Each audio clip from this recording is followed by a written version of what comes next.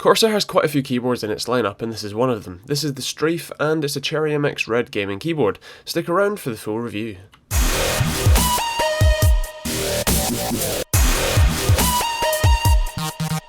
Check out our website at TechteamGB.co.uk for more info on both this and many other products, and also up-to-date news on all things tech. Stick around for this awesome video. So this is the Corsair Strafe. It's the non-RGB and non-RGB silent version. It's basically just the standard red with a Cherry MX Red with a red backlight, but it's certainly an awesome keyboard. It sits just below the K70, I believe, and it's just a really nice experience to type on and game on. It features sort of individual key lighting for the red backlight, which I'll talk more about in a second, but there's just so many crazy lighting modes, it's ridiculously cool. Taking a look at the side, you can see the red lighting that sort of shines off of the glossy surface, as well as the raised typing style. For me, it feels very high, but it's still quite a nice experience. So that's what the keys kind of sound like to type on. Obviously they're not clicky as per se as kind of like the Cherry MX Blues with my Razer Black Widow, but it is still a relatively loud typing experience in comparison to something like a chiclet keyboard, but it is relatively quiet, and obviously you can get the Cherry MX silent switches if you really want silence. You also get a USB pass-through port on the back, and while it is USB 2, it is nice that it's included, and you get a cool kind of looking breakout cable for the actual keyboard as well as the pass-through port.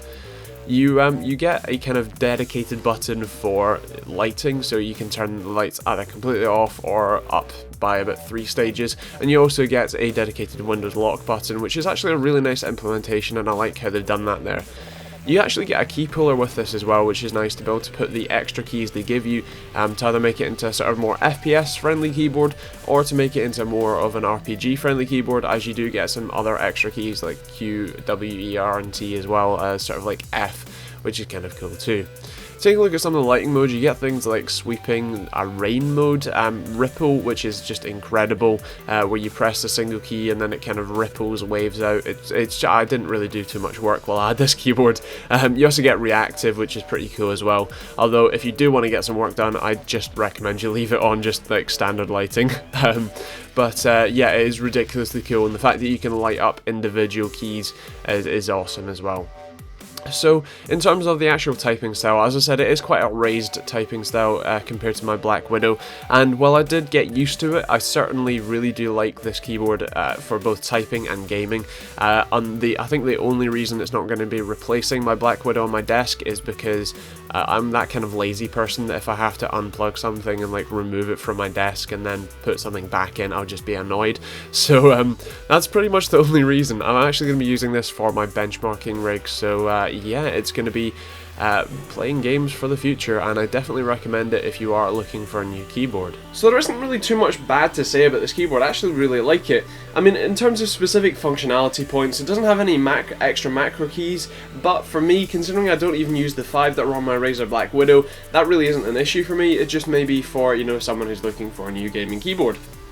It does, however, have sort of media controls through FN and then like F10 or F12, whatever, for volume and sort of media playback, which is nice, and that's kind of what I'm used to in my Black Widow anyway, so that's not really an issue for me. I actually really like the implementation of the Windows lock button. That's really nice, because I actually found I used this as opposed to the kind of game mode on my Black Widow, so this is actually a really nice implementation, and I'd like to see this in a few more keyboards too. Just a dedicated button that you can slam on and make it work, which is pretty cool. This one specifically doesn't have RGB lighting, but you can get one with RGB lighting, as well as you can get one with the new Cherry MX silent switches, so if you want something even more quiet than this, you can grab one, which is pretty awesome.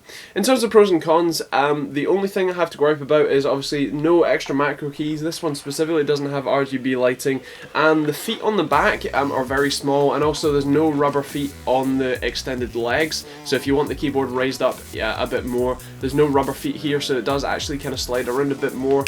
But that's not really an issue. I mean, on a sort of solid wood desk with any sort of paint on it, it will not move anywhere.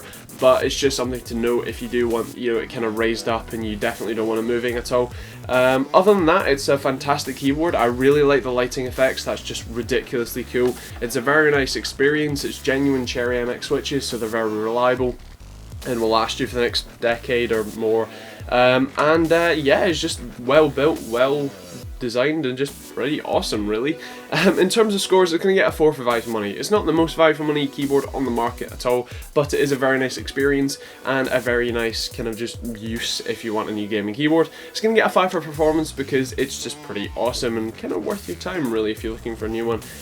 Also, it's going to get a 4 for functionality just because it's missing. This one specifically is going to get a 4 for functionality because it's missing extra macro keys and RGB lighting, but as I said, you can get one with RGB lighting. It's just this one specifically doesn't have it.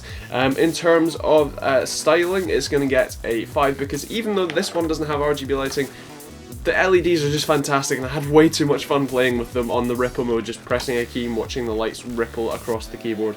It's just far too much fun, and if you do buy it, make sure you like book a week off work to play with it.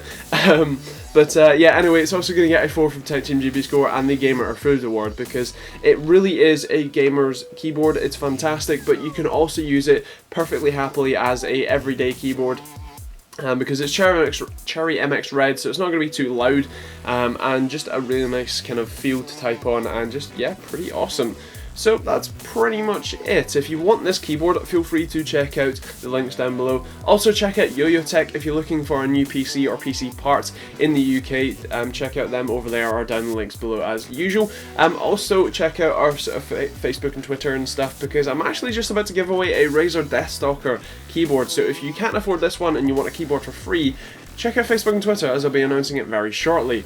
Also check out our video on on Friday on the Razer Mamba, bit of cross promotion there, and check out our video on Monday because AMD has a huge announcement, and that is just awesome, and I'm really excited to tell you guys about it, so stick around for that. Also check out our t-shirts and all that sort of stuff in sort of merch, which will be probably over here somewhere, and check out some of our other videos too, as well as all the rest of them that are on the channel, because there are far too many, so check some of them out.